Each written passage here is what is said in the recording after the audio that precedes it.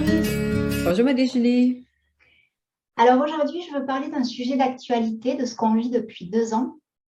Mhm. Pandémie qui nous fait vivre à tous beaucoup de choses. Elle a réveillé des peurs, des colères, des frustrations chez beaucoup d'entre nous. On a tous en tête les mots isolement, vaccin, pass sanitaire, télétravail. Cette pandémie, elle a beaucoup bouleversé nos habitudes. Alors ma question aujourd'hui, c'est comment on retrouve notre équilibre quand on n'a plus de repères? Oui. Ben, la première chose, c'est que le seul moyen, en tout cas pour moi, que je peux voir là, pour accepter ce genre de situation qui semble inacceptable, là, c'est de se faire une raison qu'il n'y a jamais rien qui arrive pour rien. C'est sûr qu'on va le savoir d'ici quelques années, qu'est-ce, pourquoi la planète Terre avait besoin de vivre ce qu'on vit dans le moment. Mais c'est pas toujours évident, hein? C'est comme une personne on lui annonce qu'ils ont un cancer terminal. Sur le coup, c'est pas évident de savoir pourquoi. Il faut creuser. Puis chaque personne a son message particulier. C'est on, on a tous toujours en fonction de en quoi ça nous dérange, parce que ça, c'est ma spécialité. Ce qu'on appelle le décodage des maladies, décodage des problèmes. C'est toujours de regarder qu'est-ce que ça m'empêche, cette pandémie-là empêche quoi dans ma vie? Parce qu'il y a beaucoup de personnes, la plupart des gens vont arriver avec des réponses différentes. Et puis, bon, ça m'empêche de sortir à mon goût, ça m'empêche de voir mes amis. Puis tout ça m'empêche d'être quoi? Si c'est soit d'être heureuse, d'être sereine, d'être vivante, bon, quoi, alors, toujours, ce que nous devons apprendre, c'est à être ce que notre corps a besoin. Parce que quand on parle des besoins de notre âme, c'est toujours des besoins au niveau de l'être. C'est jamais des besoins physiques, hein? Des physiques ou psychologiques. C'est le besoin vraiment au niveau de l'être. Alors, c'est pour ça que pour trouver qu'est-ce que j'ai besoin d'apprendre à me donner le droit d'être, c'est ça. Donc, si ça dit d'être vivante, d'être active, quoi que ce soit, bon, alors, quoi d'autre que je peux faire dans le moment, dans le contexte actuel pour m'aider à être ça? Je sais que je ne peux pas l'être comme avec les moyens que j'utilisais avant parce que c'est interdit à cause du COVID. Euh, alors, quel autre moyen je pourrais trouver qui m'aiderait à être ça? Fait que ça, pour moi, ce serait une des solutions là, pour une personne qui est désespérée et qui ne sait plus quoi faire. Puis je sais qu'il y a des gens qui vivent des choses très difficiles parce que avec le confinement et tout, c'est entretenu presque maintenant dans les familles, les couples. Il y en a qui ont leur vieille maman ou vieux papa qui vit avec eux autres pour ne pas les laisser seuls durant la COVID. Et puis là, c'est beaucoup de problèmes de relations avec les enfants aussi, hein. On dit que la violence chez les enfants a beaucoup augmenté, la violence entre couples, violence avec les gens âgés. Pourquoi? Parce que les gens sont rendus ils perdent le contrôle, ils souffrent trop, ils perdent le contrôle parce que pour moi, il n'y a pas de personnes violentes dans la vie, il y a juste des personnes souffrantes. Puis alors c'est sûr que il faut commencer à quelque part parce que pour certaines personnes, je suis sûre que ça semble tellement gros, tellement épouvantable ce qu'ils vivent qu'ils ne peuvent même pas s'imaginer trouver un moyen pour, tu sais, il y en a qui finissent par le suicide, hein? Mais il y a toujours moyen de faire quelque chose. Il faut juste décider. Bon, moi, là, je veux vivre du mieux possible durant cette pandémie. Ça ne durera pas jusqu'à la fin de mes jours. Tout finit par passer. Un jour, je vais vraiment savoir probablement qu'est-ce que j'ai à apprendre, mais pour le moment, qu'est-ce que je peux faire en ce moment qui m'aiderait, moi, à mieux le vivre. Parce que si vous attendez que ça vienne de l'extérieur, si vous allez attendre longtemps, s'il faut vraiment se prendre en main puis faire du mieux qu'on peut, puis prendre une journée à la fois. Je sais que moi, mon plus grande chose à accepter dans cette COVID-là, c'est de vivre davantage à chaque jour parce que moi, je suis une personne qui a toujours été super bien organisée. 1 an d'avance, tout est organisé dans mon agenda. Bon, je sais où je m'en vais et tout. Et puis là, je ne peux pas rien organiser. Comme là, on a voyons, le mot me manque. Il faut être tout revenu chez nous à 10 heures le soir. Ah, le couvre-feu, vous avez le couvre-feu au Québec.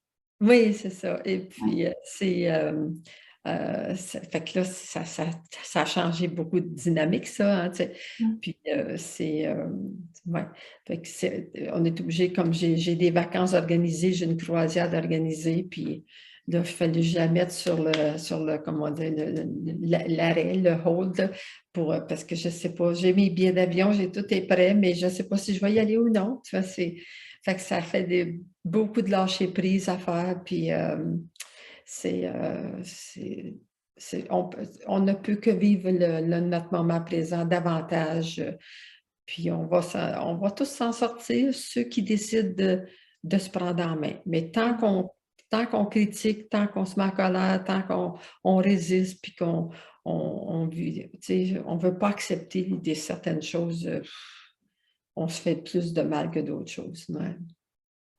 Il faut peut-être que les gens acceptent et qu'ils comprennent, c'est que ce n'est pas tellement ce qu'on fait ou ce qu'on ne fait plus qui nous pose problème, c'est la façon dont ça nous faisait sentir. Tout à l'heure, tu parlais de se sentir vivant. Donc, c'est peut-être accepter que pendant 1 an, si moi je me sentais vivante quand j'allais en boîte de nuit le samedi, là, c'est plus possible d'aller en boîte de nuit. Il faut que je trouve un autre moyen de me sentir vivante et ça, c'est possible. C'est ça. Il faut que j'accepte que l'ancien moyen n'est plus possible pour l'instant. C'est ça. Oui. C'est juste parce que si on répond à notre besoin d'être quelque chose, c'est vraiment, on va dans le sens de l'amour de soi, puis ça nous fait travailler sur notre blessure de rejet, ça nous apporte du bonheur, du bien-être, parce que quand on fait des affaires par amour pour soi, c'est sûr qu'on se sent bien, là. Ouais, donc c'est accepter le changement et trouver le besoin qu'on a besoin de nourrir et accepter qu'on va le nourrir différemment pendant un temps. Parce que je pense que le plus grand problème qui semble exister, c'est qu'on n'est pas d'accord avec plein de choses qui sont décidées pour nous. On se sent quasiment comme des esclaves, hein? Puis, tu sais, on est contrôlé, manipulé, puis, tu sais, ça fait qu'on se sent brimé dans notre liberté. Ça, c'est ce qui est le plus véhiculé, puis vécu par le plus de monde, tu sais. Donc, c'est pour ça, tu sais, essayer de regarder dans quoi je peux être plus libre. Là, chez moi, là, j'ai de la liberté. Je suis libre de choisir ça ou ça. Je suis libre de choisir d'être toujours en colère ou bien je suis libre de choisir de m'amuser, de prendre du temps pour faire des choses. Comme moi, je prends plus de temps pour faire des casse-têtes. Vous autres, vous dites des puzzles, tu sais. Oui, des puzzles. Alors, j'aime beaucoup, ça me vide toute ma tête. J'aime beaucoup, surtout maintenant qu'il y en a sur la tablette, là, hein, sur ma tablette. Je m'amuse à faire ça. Avant ça, j'avais pas le temps de faire ça. Puis maintenant, je prends du temps pour faire ça. C'est des petits bonheurs, mais on va les chercher où on peut, hein? Oui, c'est ça. Donc, c'est ça qu'il faut que les gens retiennent. Pour toutes les personnes qui se sentent en perte de repères et d'équilibre, il ne faut pas qu'ils soient en lutte pour répéter des schémas qu'ils ne peuvent plus répéter. C'est vraiment comment je veux me sentir et trouver un moyen qui me permet de me sentir comme ça malgré la COVID. Puis toujours savoir, de se souvenir que tout finit par passer. Tu sais, il y a des personnes qui ont passé à travers des gros problèmes, là, tu sais, des faillites, une grosse maladie, des séparations. Puis sur le coup, ça semblait épouvantable. Mais finalement, ils ont passé à travers, puis la vie continue. Tu sais, c'est toujours se souvenir que ça ne peut pas continuer ça indéfiniment. Tu sais, je sais que moi, quand ça a commencé, je me suis dit en dedans, oh, on va sûrement en avoir pour 3 ans. Je ne sais pas pourquoi, là, mais là, on a quasiment 2 ans de fête, hein? Fait que, la 3e année va commencer. On fait de notre mieux, on fait ce qu'on peut, puis je sais que nous, écoute encore, ça faisait longtemps que on voulait commencer à faire des ateliers en ligne, mais pour Monica et moi, ça semblait tellement un gros dossier. On n'a pas le temps, c'est trop. On fait ça l'année prochaine, on remettait tout le temps. Mais là, avec la COVID, on a été obligé de le faire. Puis c'est quelque chose, ça fait longtemps qu'on voulait. Fait que pour nous, vous voyez, ça nous a apporté quelque chose qu'on avait besoin, écoute ton corps, parce que maintenant, il y a des gens de partout, de l'Afrique du Sud, à Tahiti, à Hawaïti, de partout qui peuvent faire les ateliers écoute ton corps, puis qui ne pouvaient pas avant parce que c'était trop loin. Ça se donnait seulement en France et au Québec, en français. Puis c'est intéressant, les gens font les ateliers, puis ils font des petits groupes de 4 personnes, puis une du Québec, l'autre de la France, l'autre de l'Afrique du Sud, tout ensemble. Les gens, ils rencontrent des personnes qui viennent de plusieurs pays. Fait que, tu vois, pour moi, ça, c'est un cadeau de la COVID. C'est ça, c'est que si on accepte que les choses ne sont pas comme avant, de belles choses peuvent arriver quand même. Tu sais, de voir quels sont les cadeaux, tu sais, comme il y a des couples là, que je vois, moi, qui sont tellement heureux d'être toujours beaucoup plus ensemble, qui sont heureux de plus passer 2, 3 heures dans le trafic à tous les jours parce qu'ils travaillent chez eux. Ah, tu sais, il n'y a pas juste des problèmes là, avec la COVID, là, mais il faut que ce soit nous autres qui regardent. Est-ce que je porte mon regard sur le problème ou je porte mon regard sur les choses qui peuvent être bonnes pour moi grâce à ça? Donc, retrouver son équilibre, c'est aussi ça, c'est regarder les jolies choses. Oui, c'est ça. Porte de ça. Liv, est-ce que tu peux rapidement nous dire un mot sur le vaccin? On a parlé dans une autre interview de l'amour de soi quand on va faire le vaccin pour la COVID ou contre la COVID. Est-ce que tu as une astuce à nous donner pour le faire par amour de nous, pour ceux d'entre nous qui auraient peur de le faire? Oui. Ben, je sais que moi, j'ai toujours été une personne anti-vaccin normalement, là, depuis toujours. Et puis, mais par contre, je suis d'accord que des fois, ça peut être nécessaire, tu sais. Mais alors, les fois que j'ai eu, comme par exemple, quand je suis allée enseigner à Abidjan, Côte d'Ivoire, ben, il fallait que j'aille le vaccin pour la fièvre jaune, des choses comme ça. Ben là, les fois que j'ai eu besoin d'avoir un vaccin, comme là, pour pouvoir aller travailler en France, je devais avoir le vaccin.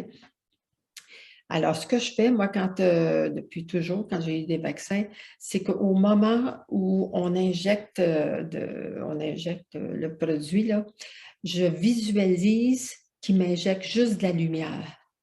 Puis là, je vois toute la lumière, là, puis pendant 5 minutes là, après le vaccin, là, je visualisais tout ça pétillait partout dans mon corps, là, puis plein de lumière dans mon corps. Puis là, je disais à mon corps, parce que je le préparais, mon corps d'avance, là, je vais juste te dire que je ne sais pas comment tu vas réagir, mais là, on va t'injecter quelque chose que je ne sais pas si on a besoin. Tu as besoin ou non. Donc, je te demande, mon corps, de tout de suite éliminer ce que tu n'as pas besoin, puis garde juste ce qui est bon pour toi. Fait que ça, je préparais mon corps d'avance avant le vaccin. Puis au moment du vaccin, j'imagine qu'on m'injecte de la lumière. Et ça a été, moi, puis ceux que je connais qui font ça, ont aucun effet secondaire du vaccin. Effet secondaire du vaccin. Tu sais.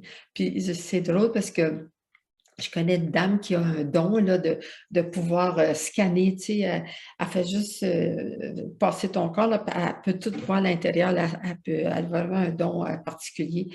Fait qu'après que j'ai eu le vaccin, puis je l'ai vu, elle me dit ben, elle dit, tant qu'elle est avec toi, elle dit, je vais t'aider à éliminer tu sais, toutes les affaires de ton vaccin. Fait que là, elle commence à faire un scan. Elle dit, ben, où est-ce qu'il est le vaccin? Je ne le trouve pas. Je dis, ben non, il est rendu lumière, mon vaccin, tu sais, fait que ça a été, ouais, moi, je crois tellement, là, aux grandes possibilités du corps humain, puis, parce que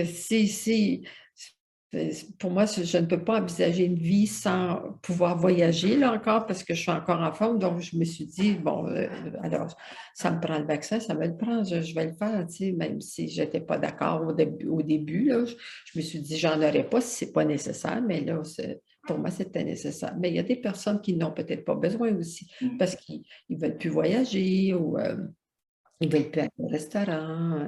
Ben, c'est toujours une question de choix, en fait. C'est ça, oui. Puis, ça nous permet, ben, tu vois, moi, ça m'a permis d'encore de m'apercevoir à quel point mon corps il est gentil avec moi, puis tu sais, de l'aimer davantage, parce que même si, parce que c'est sûr que c'est des produits qui ne sont pas des produits naturels que je lui donne, là, tu sais, c'est toutes des choses chimiques, hein, puis ça demande du travail pour le corps pour s'ajuster à ces nouveaux produits-là qu'on lui injecte. Mm. Mais on sent que tu l'aimes beaucoup ton corps, Lise. Tu as des Oui. étoiles dans les yeux quand on parle. Ah, oui, il est vraiment gentil avec moi.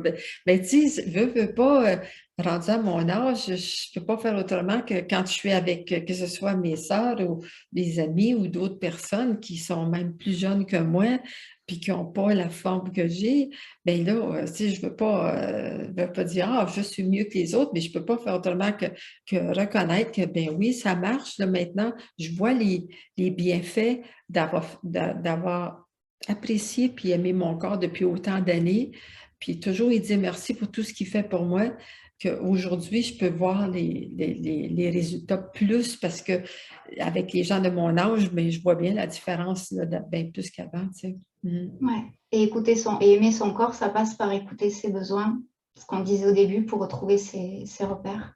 Mhm. Ouais. Oui, parce que, tu sais, c'est comme si je fais la fête, par exemple, puis qu'on commence à l'apéro à 5h30, 6h, puis après ça, ça continue toute la soirée.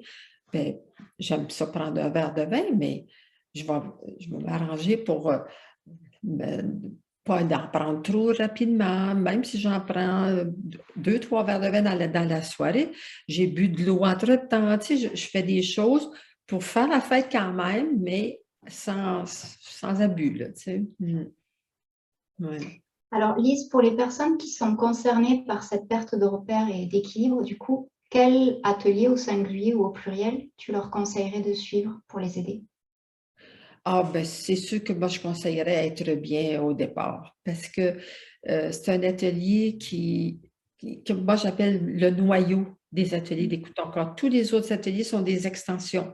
C'est comme on parle des peurs, responsabilités, l'amour et tout. Après ça, on a un atelier de 2 jours sur les peurs, 2 jours sur la responsabilité. Mais celui-là, il est tellement complet. Moi, j'ai vu une fois un monsieur qui est dans l'atelier, puis il dit, ça fait 15 ans que je fais des ateliers partout, là, puis j'ai plus appris dans cet atelier-là que tout ce que j'ai fait depuis 15 ans. Il a été estomaqué, tu sais, puis surtout venant d'un homme, tu sais, qui avait pas beaucoup parlé durant l'atelier, très discret et tout. Puis j'ai dit, ben, ça fait plaisir, puis c'est vrai qu'on il y a beaucoup de choses à cet atelier-là, être bien avec soi, pas être bien avec les autres pour un départ. Puis après ça, c'est là que les gens décident, ben moi, je veux approfondir dans quel sujet, parce qu'on a une trentaine d'ateliers en tout. Fait que, il y en a qui vont tout de suite aller à l'atelier sur la sexualité avant d'aller sur l'atelier sur les peurs. Et on a beaucoup de choix finalement. Mais, ouais. Et puis être En tout bien. cas, Il est tellement important qu'on permet aux gens de le refaire autant de fois qu'ils veulent gratuitement. Puis ça, c'est depuis le début d'Écoute ton corps. Parce ouais. que on ne peut pas tout assimiler dans une première fois. Il y en a qui reviennent l'année suivante le refaire puis ils me disent ah, c'est nouveau, hein, c'était pas là l'année passée. Puis c'était là, mais tu vois, ils n'ont pas pu tout assimiler. Tout retenir. Ouais. En tout cas, donc, pour les gens qui veulent mieux vivre cette pandémie, l'atelier Être bien, c'est le premier atelier Ouais. à Puis faire. pour Ouais. plusieurs personnes, ça serait aussi sur les peurs, tu sais, comment gérer leurs peurs, parce que ça, malheureusement, ça a augmenté beaucoup, beaucoup les peurs Oui. chez les gens. Hein? Ouais. Ouais. Donc, on vous met toujours pareil les liens pour l'atelier Être bien et pour l'atelier sur les peurs aussi, pour que vous puissiez aller voir, vous renseigner, éventuellement vous inscrire pour les suivre.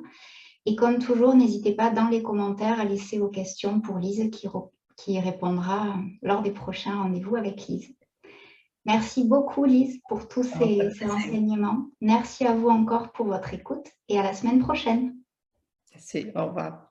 Au revoir.